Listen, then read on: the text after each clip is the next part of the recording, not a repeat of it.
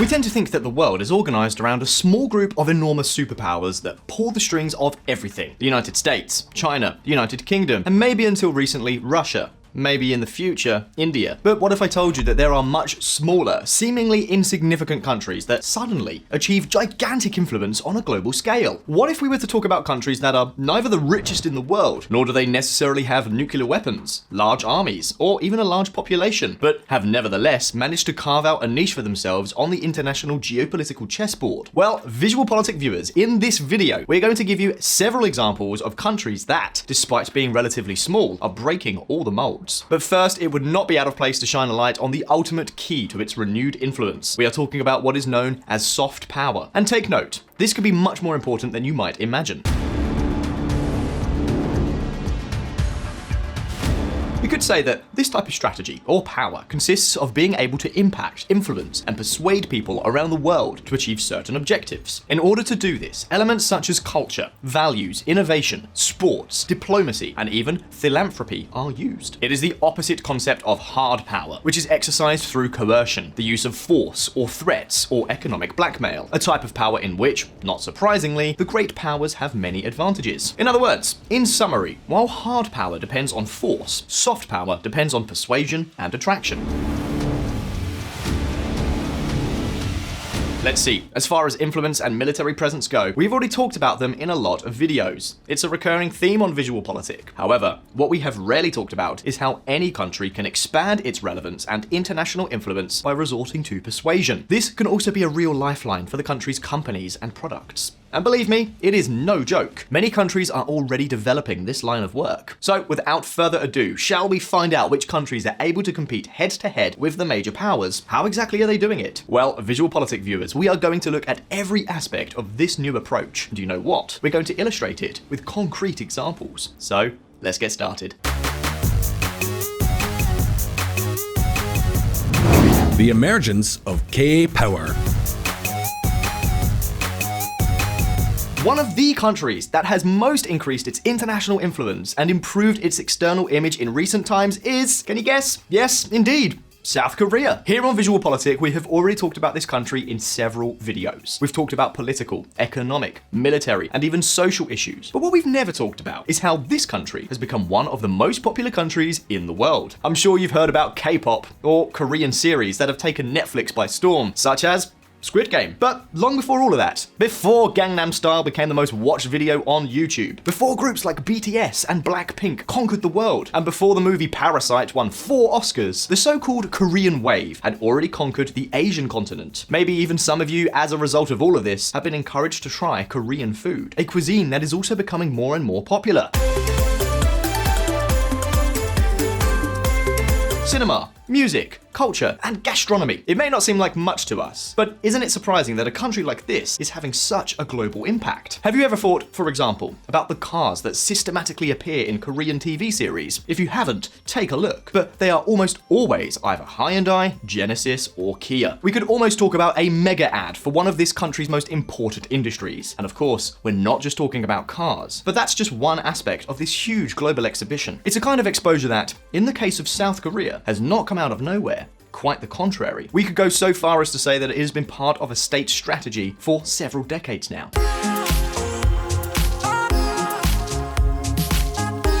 You see, many experts believe that government support was key in the Hallyu, the Korean wave of cultural content that emerged in the 1990s. For example, in 1998, then-President Kim Dae-sung announced the first plan to support the Hallyu industry. The aim was to boost the cultural industry to make it a great showcase for the country, and it was not just hot air. In just 3 years, the public budget allocated to the cultural industry tripled. The success was so resounding that the next government, that of Roh Moo-hyun, continued to increase investment in the cultural industry. In fact, several laws were also established, as well as government agencies aimed exclusively at promoting this cultural content both inside and outside the country. Let's see. Yes, I know what you're thinking. If it were as easy as putting money on the table, many countries could do the same, right? Yes, you're absolutely right. In fact, the truth is that, in this case, the key to success of the Korean wave was not really the economic contribution of the government, but above all, that the process was totally directed and managed by private companies and production companies focused on making profits. Let's just say that, in this case, the government played a similar role to that of the State of Israel in the promotion of technology companies, as we recently told you on VisualPolitik. That is, it put up the money to support the industry, but gave it all the control, with a very clear premise. They had to be competitive on their own. That is, they had to make as much money as possible. And so, little by little, the state was nurturing a sector that could bring them a lot of international visibility. Take a look. Culture has surfaced as an indispensable element of a nation's competitiveness and economic resource that produces added value. To keep in pace with this changing global environment, Korea has adopted cultural diplomacy as a new pillar of the country's diplomatic makeup. 2010 Diplomatic White Paper of Korea. And believe me when I tell you that they take it quite seriously. For example, the South Korean Ministry of Foreign Affairs conducts research on the impact of Hallyu in each country, and based on the results, promotes fan activities and cultural events. Another example is that the government is sponsoring 20 to 30% of a huge $1 billion investment fund aimed at growing and exporting Korean pop culture. As you can see, this has not come about by chance.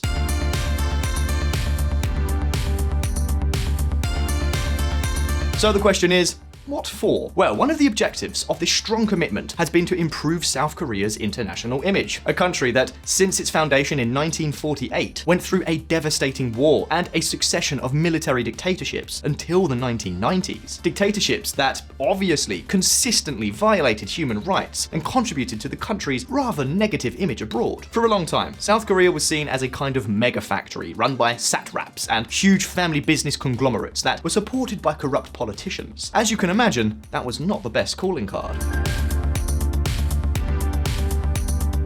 So when democracy arrived in the country known as the land of morning calm, politicians not only had to get down to work to clean up the institutions, but they also had to work hard to improve the country's image at home and abroad. And there you have it, no sooner said than done. But do you know what? There are a couple of facts that can help us understand the enormous success they have had. For example, according to the World Tourism Organization, between 1995 and 2019, which is the latest pre-pandemic data, the number of tourists received by South Korea grew by 367%. From about 3.75 million to almost 18 million. Thus, tourism is becoming a huge and entirely new source of income.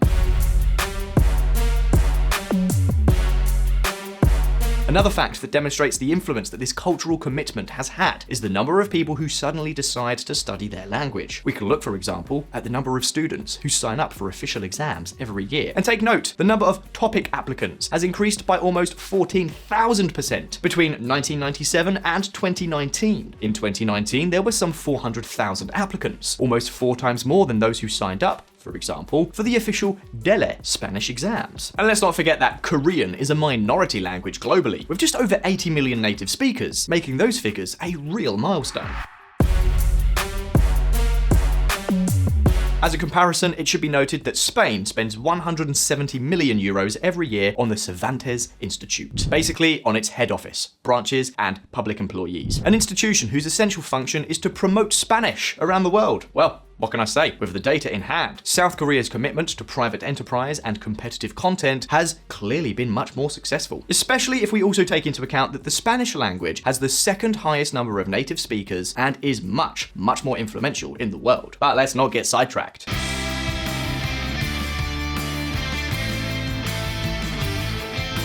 The fact is that all this impact obviously translates into a huge extra source of revenue for the South Korean economy. And that's not all. It is also a way to promote South Korea's political image to the rest of the world, which, in addition to increasing trade, diplomatic and political exchanges, could be particularly important in the event of a conflict, for example, with North Korea. It is clear that the things we know and value matter much more to us. It is a strategy that countries like Israel are now also following. Have you noticed that there is more and more Israeli content on streaming platforms? Well, take note, because its implications are more important than we might think. Take a look, for example, at this news item.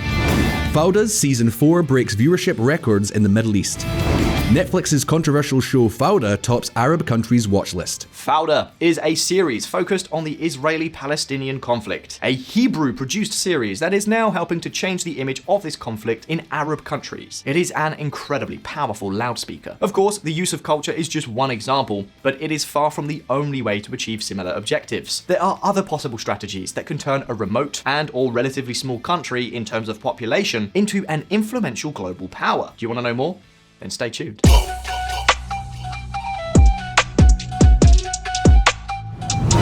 The power of the wallet. Apart from movies, TV series, and music, which are undoubtedly excellent tools for improving a country's image, the truth is that there is still a lot more. A very clear example is the case of Qatar. And no, don't worry, because we're not going to talk about the Qatar World Cup again, although the truth is that this event had a lot to do with everything we are talking about. An example of a huge political marketing campaign and an economic one. However, there is still something more important than that. You see, as many of you probably already know, Qatar is one of the largest hydrocarbon exporters in the world. It specializes mainly in the export of liquefied natural gas, which has made it one of the richest countries on the planet. Qatar has money galore. And you know what? There's a way to use that stash of cash to not only get profitability, but also influence. As we've already told you in the past, the Emirate of the Persian Gulf invests a large part of the profits from hydrocarbon exploitation through a sovereign fund called the Qatar Investment Authority. This fund has more than $450 billion in assets, which amounts to more than $150,000 per resident and more than $1 million per Qatari national. Well, the bulk of all this money, some $400 billion, is invested in 80 different countries, with the United Kingdom having the largest number of Qatari investments with some $40 billion. For example, the Qataris own some $12 billion in real estate properties throughout the UK. In addition, this fund is also the largest owner of real estate in London, while it also has significant investments in bricks and mortar in cities such as Paris and Washington, D.C.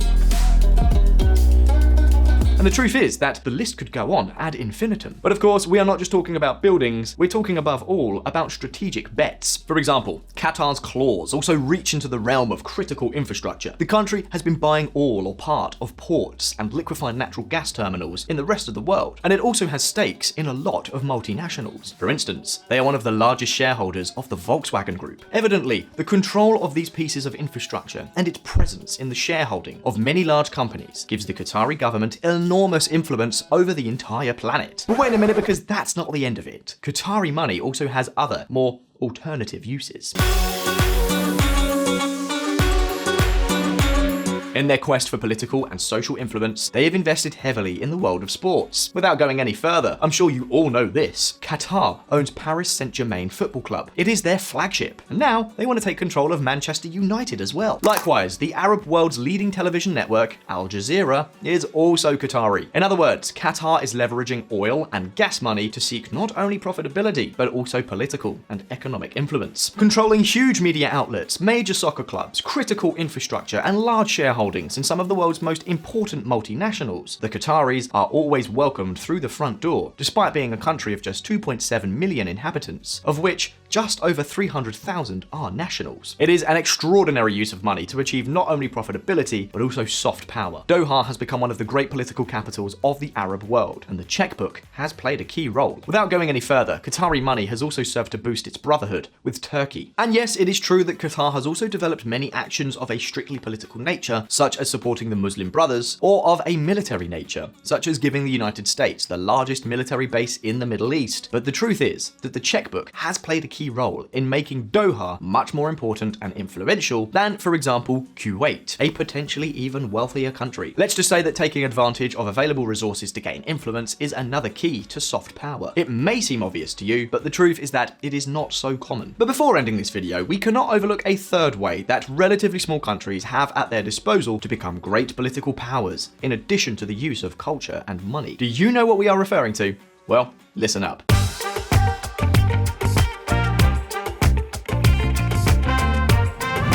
Kings of Hearts. Another way to compete with the most powerful countries in the world is to become a standard bearer for just causes and political projects. To tell you about this, we're going to give you two very different examples, Canada and Cuba. We're talking about two countries that play in totally different geopolitical spheres, but that have managed to exploit their strengths to achieve regional and even international relevance. Now, the question is, how did they do it? Well, in the case of Canada, what they did was to become a standard bearer for civil liberties and environmental protection. For example, Canada has been one of the countries that has taken the UN Declaration on the Rights of Indigenous Peoples most seriously. And yes, I know what you're thinking. This all sounds lovely. But can you really achieve international influence with these things? Well, the truth is, yes. This could be one of the key tools for achieving it. And Canada is a clear example of this. This North American country has been one of the major promoters of important international treaties. For example, there is the Ottawa Treaty, signed in 1997, which seeks to ban anti-personnel mines, or the 1987 Montreal Protocol, which sets guidelines for reducing the use of chlorofluorocarbons in order to protect the ozone layer. And many of you may find all these things irrelevant, but the truth is that they all contribute to building a country's brand and increasing its international influence. Think of it this way, everyone wants to be close to the most popular person in the class, and this is something that affects governments, companies, investments, products, and professionals. It is, in a way, the marketing campaign of a lifetime applied to countries. But what about Cuba? Why have we included such an impoverished country in this video if it's a communist dictatorship?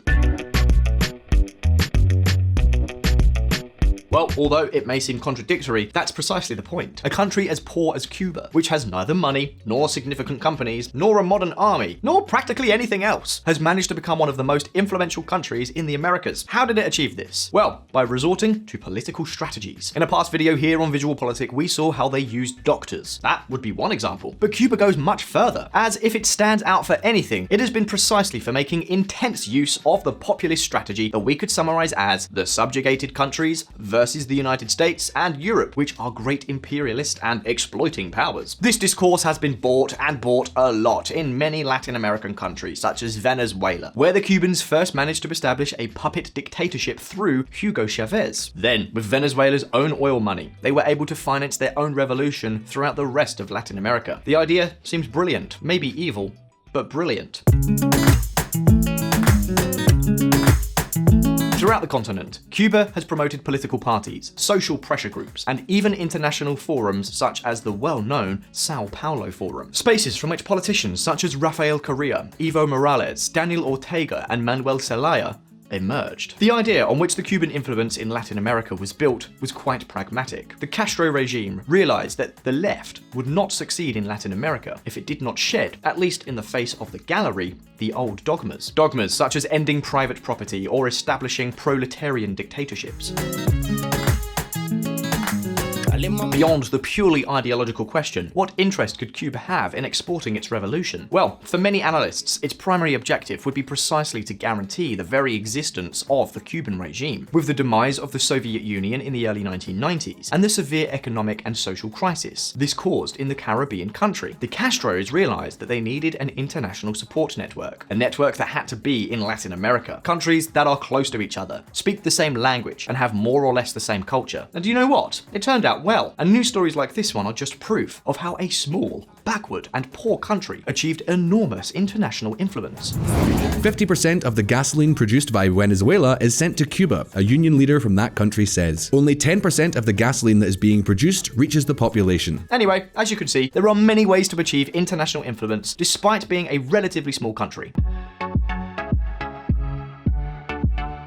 From South Korea's cultural content to Cuba's revolutionary policy, from Qatar's macroeconomic investments to Canada's philanthropy. What is clear is that if you can develop some creativity with good global vision, virtually any country can become a major power in geopolitical influence. And make no doubt about it, all the countries we've seen in this video have reaped great benefits with this type of strategy, so it's no trivial matter. But now, at this point, it's your turn. Do you think that your country could follow the example of one of these countries to have more international presence? Do you think that this kind of power of attraction is lasting over time? Leave us your comments down below. And remember, if you like this video, don't forget to like and subscribe to our channel so you don't miss any news. Once again, thank you so much for being there. All the best. See you next time.